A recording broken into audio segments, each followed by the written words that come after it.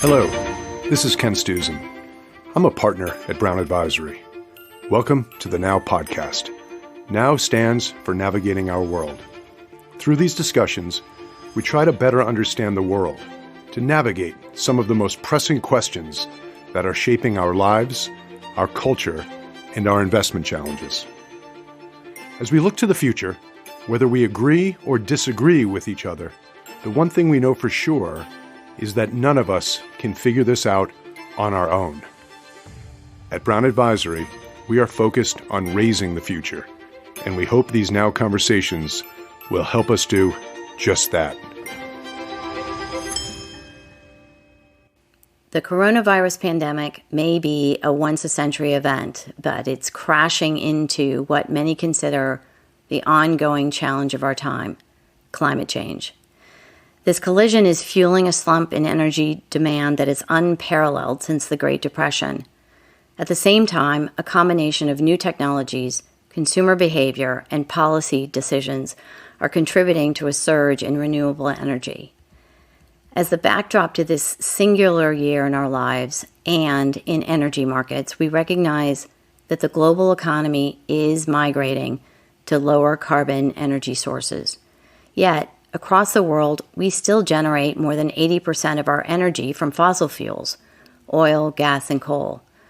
As an investor, I'm constantly studying these trends to understand what they're telling me about how to make better investment decisions for our clients. I'm Jane Korhonen, and I'm a partner at Brown Advisory. When I want to understand what's going on with the global energy landscape, I turn to one of the world's foremost thinkers on energy and its relationship to international politics and economics, Dr. Dan Yergin. Dan is vice chair of IHS Markit, one of the world's largest research and information companies, and creator of CERAWeek, the leading gathering of energy CEOs and policymakers from around the world. Dan is the author of numerous books, including The Prize, The Epic Quest for Oil, Money, and Power, for which he won a Pulitzer Prize. And he just published a fascinating new book, The New Map, Energy, Climate, and the Clash of Nations. In this time of global crisis, I wanted to sit down with Dan to understand what he's thinking about and where he thinks we are going. Thanks so much for joining us, Dan. Thank you, Jane. Top of mind, the entire world is being reshaped by the coronavirus. Just a little bit of context. To the extent that Salesforce, this is a framework, just bought Slack for $28 billion because their CEO thinks that remote work is here to stay. So energy as an industry has not been immune from the same kind of forces at play. Can you just give us some thoughts on what's next? Which COVID-induced changes are temporary and which ones you think are here to stay? It seems pretty clear that maybe 8 years of digitalization have been compressed into 8 months, that people have learned to work differently, to work remotely. Every CEO I know of is struggling with the question of return to work and how do you return to work? How many people, how many days a week do you do it? I think business travel will be challenged in this because you can be on 3 continents all in one day without actually going to an airport.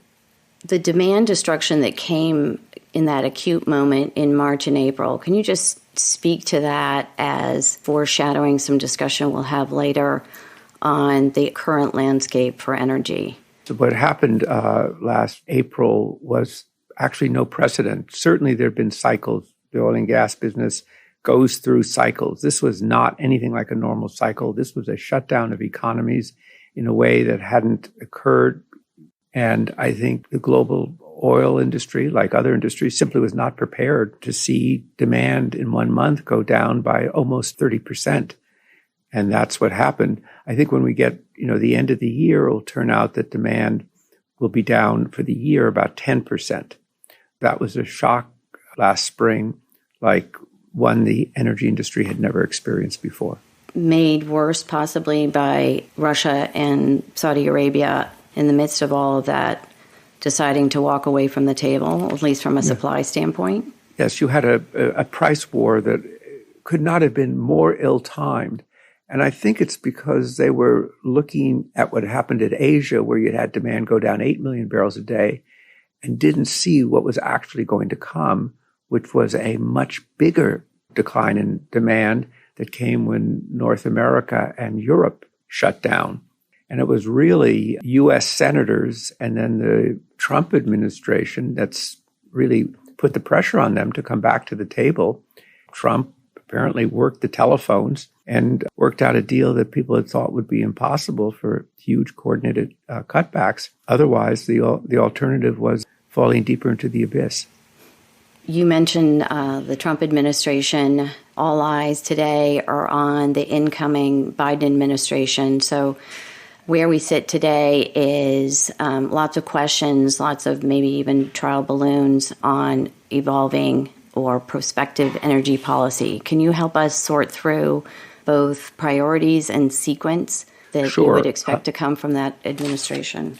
So the focus of the Biden administration, it said it's one of its 4 priorities will be climate. Global warming is an existential threat to humanity. And that will be part of the agenda of every cabinet secretary. We have a moral obligation to do. How extensive it will be really depends on the fact that actually the presidential election is not over, and it won't be over until January 5th when the outcome of the Georgia election becomes known, because that will determine where the pressures will come from for the Biden administration.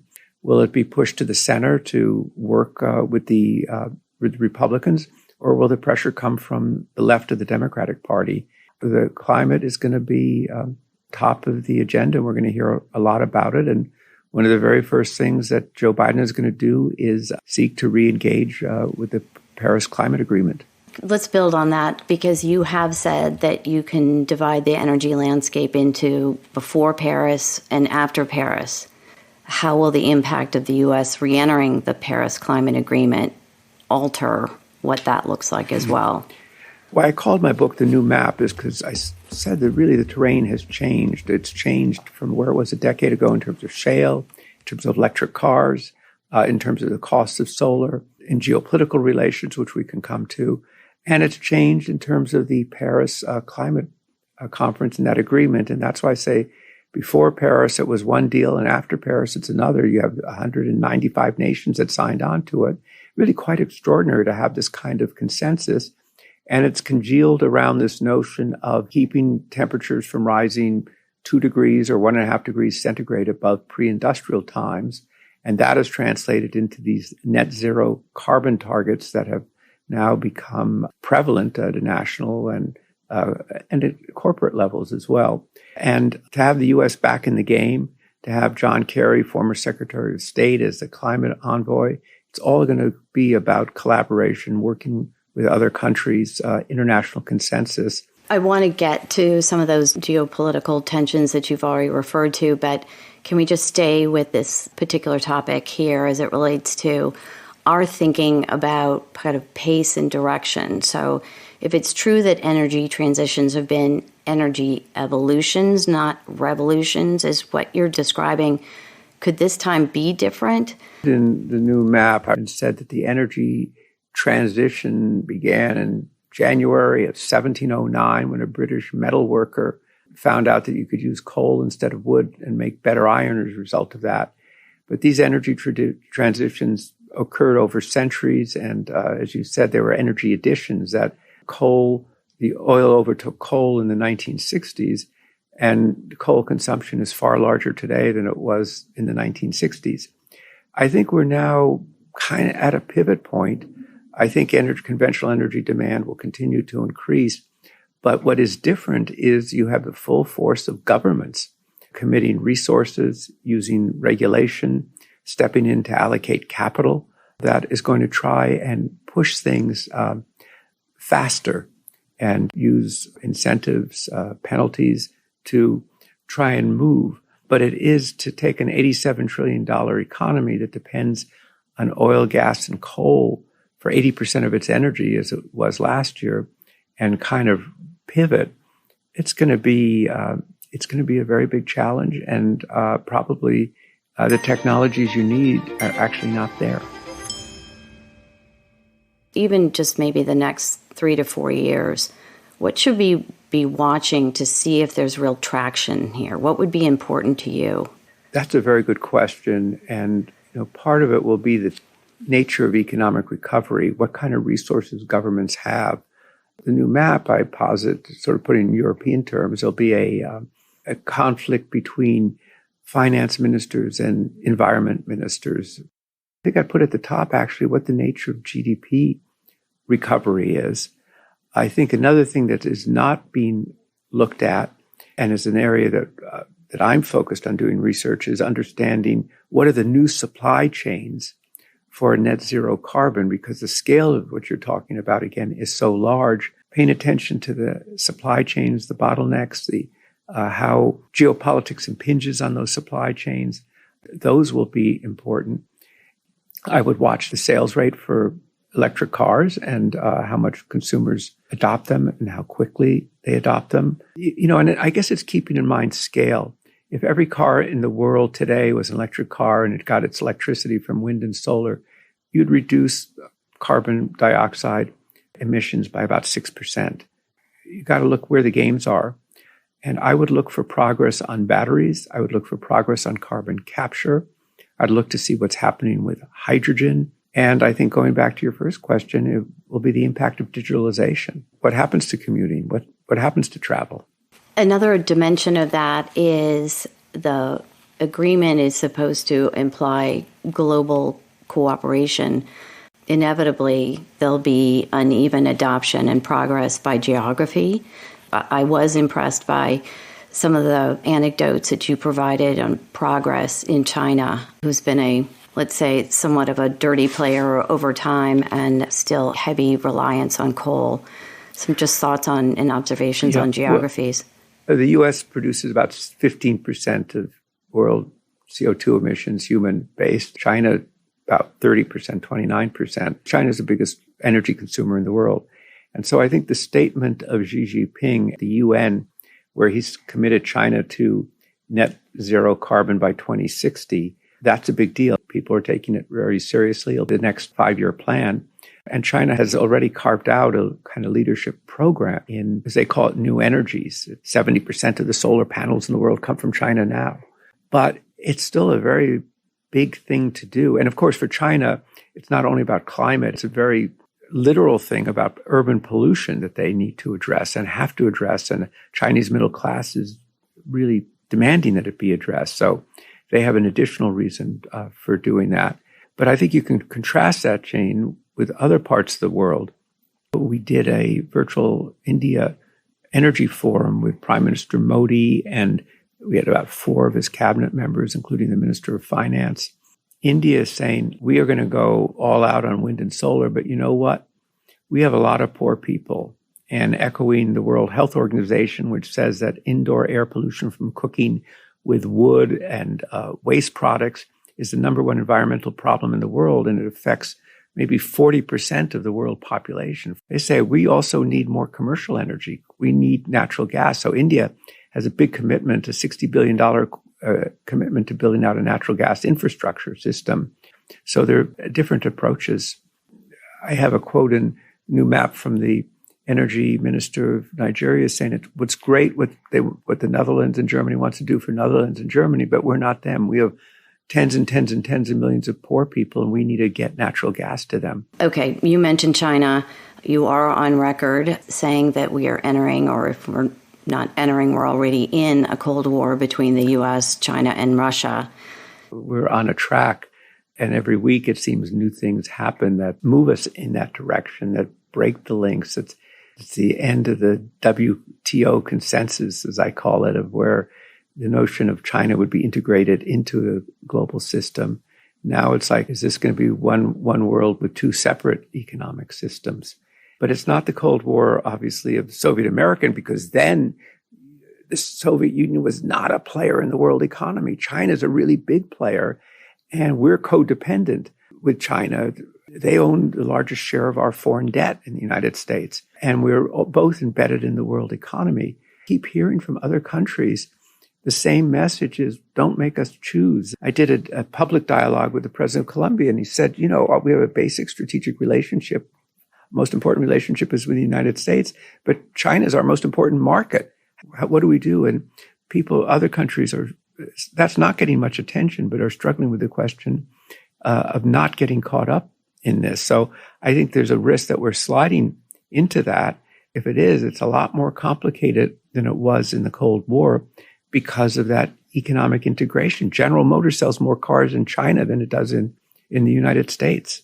What are you thinking about Russia and its role and its leader? Think of how it looks from Vladimir Putin's point of view. While he's been president of Russia, he will have seen 5 U.S. presidents come and go. It's a different way of looking at the world. He had said that Russia is not an energy superpower, but in fact, a lot of its power does come from its energy position.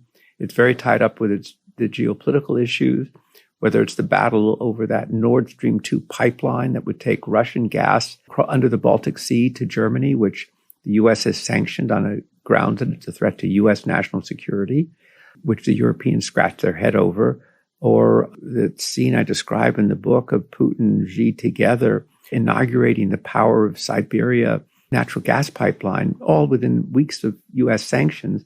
And the Power of Siberia's pipeline demonstrates the power of this Russian-Chinese relationship, which has become a very important geopolitical reality in the world. It's amazing how well Putin has played his hand, because the Russian economy is somewhat smaller than that of Italy, somewhat larger than that of Spain, but he has projected Russia back as a great power and a player. I'm pivoting back to China just for one moment, because I know a lot of our listeners might be interested in your view on the potential tensions between U.S., China, and Russia, but the South China Sea, the role of South China Sea, headlines frequently, but probably should address that. I think it seems obviously far away to a lot of people, but the South China Sea is the most important body of water in the world economy. 1/3 of world trade passes through it. But it's also, I think, becoming the most dangerous body of water in the world. China has this 9-dash line, which is, I sketch it out in the book, showing it, and it basically shows China claiming 90% of the South China Sea as Chinese territory. And as a Chinese geographer recently said, it's engraved in the hearts of the Chinese people. Well, nobody else accepts that. And U.S. and Chinese warships have come close to colliding with each other. China shows no sign of wanting to back off. Indeed, it has dredged and reclaimed 3,200 acres of land. It's turned these little islets into stationary aircraft carrier. And I think, if you're just saying, where's a risky spot where something could happen, that's it. I think the best that can be hoped is strategic ambiguity. Any other hotspots that we need to be thinking about, given your wide network? One always thinks about the Middle East and Iran, and one policy under Obama, another policy under Trump, and presumably another policy back towards Obama under Biden. But there is a regional competition in the Middle East between Saudi Arabia, Iran, and Turkey, which people aren't thinking so much about, for predominance in the Middle East. If we talk about a new map, the UAE, the United Arab Emirates, making a peace treaty with Israel is very significant. It is a new map, and I think it's partly recognizing that the U.S., now that it's energy independent, may be less engaged with the Middle East, and so why not allies between Israel is a regional superpower, if you can put it that way. They both agree that the biggest problem they face is Iran, and so that continues to be very volatile and simmering. With implications for energy consumption, or certainly supply and pricing. Yeah, so right. But Jane, that's a very good point, because we had last year in September, Iranian drones attacked a thing called Abqaiq, which is the most important hardware in the world oil industry. Nearly a week after the worst terror attack Saudi Aramco has ever seen, an assessment of the damage. Multiple strikes taking out half of Saudi's production, with 5.7 million barrels per day offline in a matter of minutes. It can process up to 7 million barrels a day. And if that had happened 6 or 7 years ago, the panic in the oil markets, now, the Saudis were able to repair it, but the other thing that just happened, there was, maybe 24 or 48 hours of panic because the growth of the U.S. becoming the world's number one oil producer just has changed the psychology of the market and really meant a degree of energy security that wasn't there before. And right now, most of Iranian oil is sanctioned. It isn't coming to the market, and the world market just goes on without it. And I think that was a real shock for the Iranians to discover that actually the world didn't need their oil. It's fascinating. This is mostly about countries, but then we have the principal operators, the companies that are trying to navigate all these shifting sands, or as you point out, the new maps. So Exxon made a notable announcement recently, not a huge surprise, but writing down its natural gas assets by around $20 billion, cutting capital expenditures, really kind of focusing or refocusing on some of their higher returning businesses and projects. So how should we be considering Exxon's move in a broader sense? What are the implications for the industry? The companies are realizing that they need to deliver returns to investors. And the returns have been quite poor over the last several years. And that means being more selective, more focused. The world needs reserves. We've got to go out and get reserves. And that was the kind of psychology when people talked about peak oil, the world was going to run out of oil a decade ago. But it's not that case anymore. Now there's a sense there's a lot of abundance. So companies are going to be more focused on returns. I think they're going to be more selective in what they do, seeking to have strong balance sheets. And so I think they're going to be managed differently. I think it means for countries are going to find that it's not a seller's market. And I hear this. I've had discussions the last few weeks with a couple of different countries. They're going to have to win investors' confidence. Exxon is doing what the other major companies are doing, kind of preparing for a more demanding time. But to your earlier point, be careful about making generalizations. BP and Royal Dutch seem to be out front and shifting to renewables.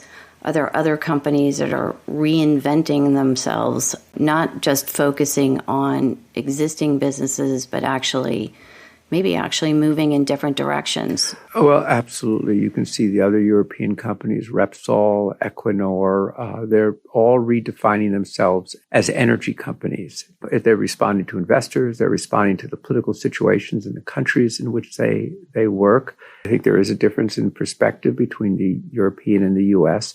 What's interesting to me to see all of them, a renewed focus on technology. In fact, a focus that maybe was never there before to the degree that it's there now.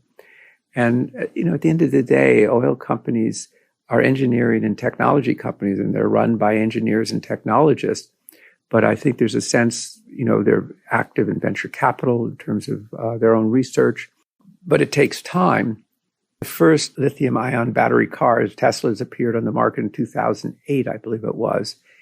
The lithium-ion battery was originally invented in an Exxon laboratory in 1976 when it was thought the world was going to run out of oil. So it takes time to take things from concept and discovery to commercial development. Big rush now to look at hydrogen. How does that fit into the energy mix? You see the signs out there that internal combustion engine cars won't be sold after some date in California, or some date in Europe or England.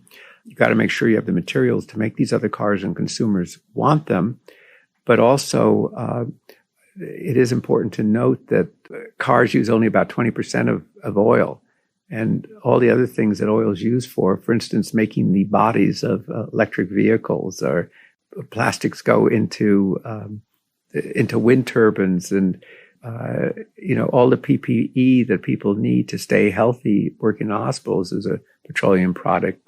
Some of the medicines are petroleum products. So there are a lot of other products. And, right now that debate is, when does oil demand peak?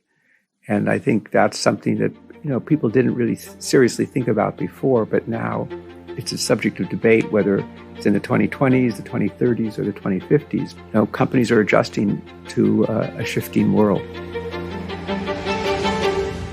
Well, Dan, my colleagues at Brown would be very disappointed if I didn't ask you what your prediction for oil and gas prices are over the next few years. So having once written a study called The Perils of Prophecy about what goes wrong with oil price forecasts, I would always begin by saying, well, tell me what's going to happen to GDP or tell me what's going to happen to geopolitics. With that said, I think that the oil price has been stuck in what I call the virus alley, where demand has come back.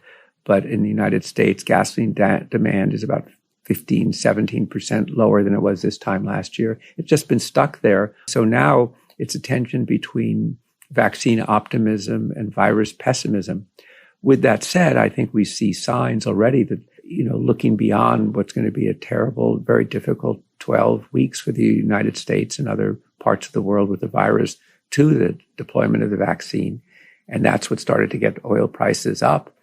So I think that once we're out of this, more likely to be prices in the $50 to $60 range than this $40 to $50 that we've seen. And Jane, this will not be helpful, but it's possible that oil prices will also be volatile. But I think that the planning number to kind of think in the $50 to $60 range. At the close of your book, you rested on the theme of disruption, some of it transformative, some of it sending kind of back on the course of progress. And all of us would love to hear from you. Ultimately, your view of the future, are you hopeful? I'm an optimistic person by nature, but I try and be realistic. And, as a student of history, that how things can really go off track. You have to be realistic. The financial crisis, 2008, this virus, but there have been positive things too, which is the incredible entrepreneurial, innovative culture of the United States and the kind of vitality we see, innovation. And, it's just so striking when you compare it to other countries. But I think that two overriding things to think about in the future, and I don't mean this in a pessimistic way, just being realistic, is climate is going to continue to be a profound issue. And, you have to be concerned about the clash of nations. I do worry about a fragmentation of globalization and borders going up and protectionism, which would mean a world economy not working as well as it could. But I think that kind of sets an agenda too for all of us to, do our parts to try and keep things going in the right direction. But I think if you think about the world and how it's been changed by technology and the amazing things that happen, it has to make you optimistic, not only optimistic about technology, but optimistic about the human potential that underlies technology. Thank you for all of that, Dan. You stay safe and lots of good insights here. Well, thank you, Jane. It's really a pleasure to talk to you, to participate in this virtual Now conference and keeping us all focused on now. And so thank you and everyone at Brown Advisory for the chance to join all your listeners. I'll be back in a minute to talk about some of the investment takeaways from my conversation with Dan. I've had a day or two to think about my conversation with Dan Yergin, and I've had all kinds of thoughts about what it might mean for investment decisions that we make for our clients. So I sat down with one of the smartest investors I know, Brown Advisory's Chief Investment Officer and my good friend, Paul Chu. Paul, before we begin, I just want to give listeners some background. We've known each other and have been navigating investment scenarios and years and cycles together for, about 26 years? 26 years, yeah. It's been quite a ride. Sure has. Mostly good, I would say. But if there's a need for a reminder of why we need to be both humble and always on the watch for exogenous events, this year is clearly a good reminder. Let's jump in and see what you thought stood out most from our conversation. Well, first, Jane, thanks for inviting me to join you in this conversation. I thoroughly enjoyed the opportunity to be a virtual fly on the wall for your conversation with Dan. I can remember some long flights together out to San Francisco to go visit with companies during the raging tech bubble as it was going up, and then the ride down the other side. And I think there was a lot of lessons that we learned during that period of time. And one of them kind of jumped out to me during some stuff that Dan was talking about in the conversation. And this idea, you had asked him a question to go through and think about the impact of a Biden administration versus a Trump administration around climate. And I thought it was fascinating to start to put into perspective the idea of what does a world look like. We have a president and administration that will focus on climate. And we have to think about that from an investment perspective. And you and I have spent many a time talking about how to invest in major long-term themes that are developing. And, we used to call it picks and shovels when we thought about the internet infrastructure. I think the same thing might apply as you think about those businesses and those investment opportunities that are going to change the landscape, investing in those opportunities to eliminate CO2 emissions. One of those moments where, in the midst of that conversation, when he said, remember, these energy companies, these large majors, are populated with a lot of engineers and innovative people. And as they reposition themselves, don't miss the forest for the trees, right? These companies are going to pivot. Some of them actually have already started to do that. There's a lot of energy, in quotes, being placed on what's next as it relates to climate change and the dollars that are going to be behind that. One of the things that also occurred to me is that if, in fact, we are in an upleg in this cycle, cyclically sensitive companies are going to behave better. And those companies that, in fact, have maybe indirectly an inflation play associated with it is something that we have to be cognizant of. Oil prices have not been a source of kind of structural price inflation for some time, but it is possible, even if it's a cyclical phenomenon, to be aware of it and how we're building portfolios. Well, expand on that for a second, because I thought that was an interesting thing that you guys hit on, right? So you guys talked about the idea, he brought up the Iranian attack on the Saudi oil field a couple years ago. And 8 years ago, if that had occurred, we would have seen a massive run in energy prices. And today, barely a blip in the radar screen. And some of that's because of the U.S. shale production and our ability to do that. We always used to think that one of the ways to protect against inflation is to own commodity producers within portfolios. And do we still need to do that as we think through building a portfolio to protect against risks? Yeah, we got to be making sure that we're paying attention to the right data points too, right? So your point about the U.S. being independent from an energy standpoint makes a huge difference. That's a fascinating concept that you could actually, by focusing on climate, create a backdrop that's more favorable for traditional energy companies by having energy prices go up as supply is constrained under policies to move us forward on a climate perspective. That's what makes this job so fascinating. Yeah, never a dull moment.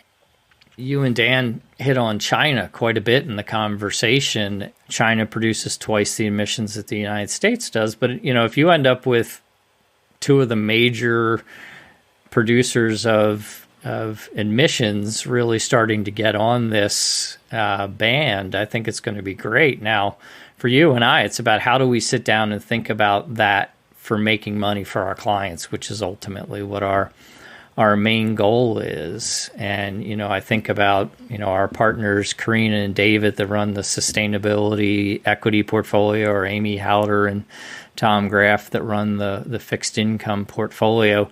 If there's $2 billion being spent in the United States on... $2 trillion, my friend. $2 trillion, I'm sorry. Easy, some numbers are big. And you think about, $2 trillion, they're going to have some amazing investment opportunities over the long term if there's that. And then you think about the private businesses. What's the greatest thing about the United States in my mind is the innovation that comes particularly at the private level. There's going to be losers. There's going to be people that, money's not going to be perfectly spent. But with that much capital behind it in the United States, there's going to be some phenomenal opportunities in investing in businesses. And, for you and I, it's great to have so many colleagues that are so focused on those opportunities. I also think, or can't you imagine a world where a lot of the majors, as they redeploy capital, that they are in effect funding some of this in an outsourced way? Maybe having learned some lessons along the way in terms of making large acquisitions and deploying capital, in effect, kind of jump-starting initiatives through acquisitions, that may be happening. But maybe, in fact, they're become the Googles of the world in terms of providing some private funding for that innovation to occur. Yeah, I think it's a great point. And I really enjoyed when you and Dan hit on the idea of the big integrated oil companies to how to think about investing in those. We have a lot of clients that have large legacy positions within a lot of those companies and businesses. And now it's time for management teams to shift their focus. Energy is not the first cyclical business that has faced the reckoning of changing capital deployment. And the sooner energy businesses can start to realize that they need to shift their focus, probably makes them more investable and, quite frankly, less susceptible to the cycles that they live in. Completely agree. Going back to one of the things that Dan was talking about is when we asked him about the pace of change and kind of adoption or traction in these climate initiatives, it's like he did bring it back to global GDP too. You guys talked about the work from home stocks and the impact that had on demand, and he brought it into that GDP construct, talking about, we basically had 8 years of digital transformation in eight months. And this brings me back to where you and I spent an early part of our career working together in covering businesses where, we saw the change happening, but how much of it was getting priced in really aggressively, really soon. And I think one of the greatest challenges that you and I face trying to advise clients on how to invest their money right now is you've had such a world up until the election that was so dedicated to work from home stocks that were truly benefiting from the environment that we're living in today. You cannot take anything away from these businesses. They are doing phenomenally well right now. The question is, what does the world look like on the other side once the vaccine starts to allow us to get back to normal? And how much demand have you pulled forward that, we've lived through a world where comps start to matter when comparisons are difficult and how things go in there. And some of these businesses are so highly valued. I mentioned Tesla earlier, and I saw a statistic the other day that reminded me of some of the things that you and I used to hear people talk about eyeballs when we were covering internet stocks, that the market cap of Tesla divided by the number of cars that it sells a year is $1.6 million per car. Well, they don't cost that much. On the flip side, General Motors sits at $38,000 per car that they sell. And how do we start to reconcile that differential in economic value? Tesla might sell a car for twice what General Motors does, but it's not that much, though. I mean, it's multiples difference in valuation that is assigned to a Tesla today versus a General Motors. It's the art and science of investing, Paul. The fun thing for me about the approach that we've taken to sustainability is this idea is that it's about investing in businesses that are better because of what they're doing with sustainability, not because they're doing sustainability. And that makes it, to me, a much more long-term investment case where that's the quality of the business is getting better because of their focus on sustainability and what they're doing. And I'm continuing to look for managers, whether it's be internal or external, that think the same thought process, because the idea that's happened, whether it's work from home or for you and I early in our career, the internet, transformational events that happen into economies and can be really powerful investment themes. And sustainability, to me, is one of those powerful investment themes that's multi-decades long. There's going to be winners, there's going to be losers. That's our responsibility to try and look at that and see if we can determine that. We're never going to get those all 100% right. But it's easier to invest when you know you have a very long trend that is in front of us. And you mentioned the word global in that. And I think that it's, as I mentioned earlier, the idea that both China and the U.S. would be focused on climate and emissions means that opportunity set, we shouldn't be thinking about it just from what U.S. businesses are taking this, but what ones in emerging markets are able to do this. Are we missing anything else?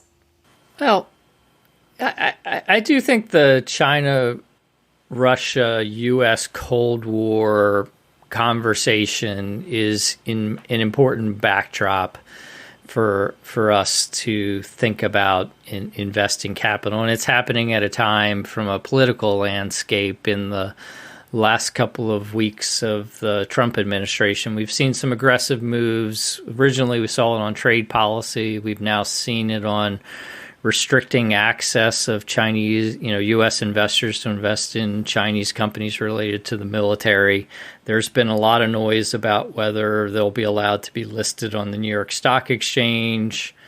They have real implications for us as we think about how we invest in what is the second largest economy in the world. It's too big for us to ignore China as part of the global economy and how we invest assets. And I know you and I have had this conversation in the last couple of months, is Asia's is in a much better position right now because they controlled the virus outbreak much better than we did in the West. We're seeing better economic activity over there. That's going to lead to better GDP in the near term than what we're experiencing. So opportunity set wise, it's pretty great. We have to think more, if the U.S. China is going to continue to be a little bit of an economic Cold War, maybe we need to have more exposure directly towards Chinese businesses, because it won't be as easy as us just being able to buy some ADRs in New York and think about that. But it's too big. We had a call with an economist from a manager in China last week. And one of the statistics that jumped out at me that will not leave my brain is the idea that this year China will mint 8 million college grads, which is the same number as the rest of the world combined. That's a powerful economic force that's out there. And I don't think as investors we should ignore that force. Now, we have to be careful because investing anywhere where there's political uncertainty can be pretty difficult. And I have no ability to forecast how the political landscape between the U.S. and China is going to work out. But we owe it to our clients to try and think about ways that we can effectively invest in that part of the world. Paul, thanks so much for spending the time together. Enjoy it as always. The next time we're together, we're going to be pulling those pieces together on behalf of our clients as we navigate the future. Thanks again. Hello again. This is Ken Stusen. Thank you for joining us as we continue this effort to seek out insights that help us understand our rapidly evolving world. If you enjoyed listening, we encourage you to subscribe to the podcast. We will be back with another episode after the holidays, a conversation with the CEO of the World Food Program USA, the recipient of this year's Nobel Peace Prize, about how greater food security is driving middle-class growth in emerging markets. Until then, be well and stay safe.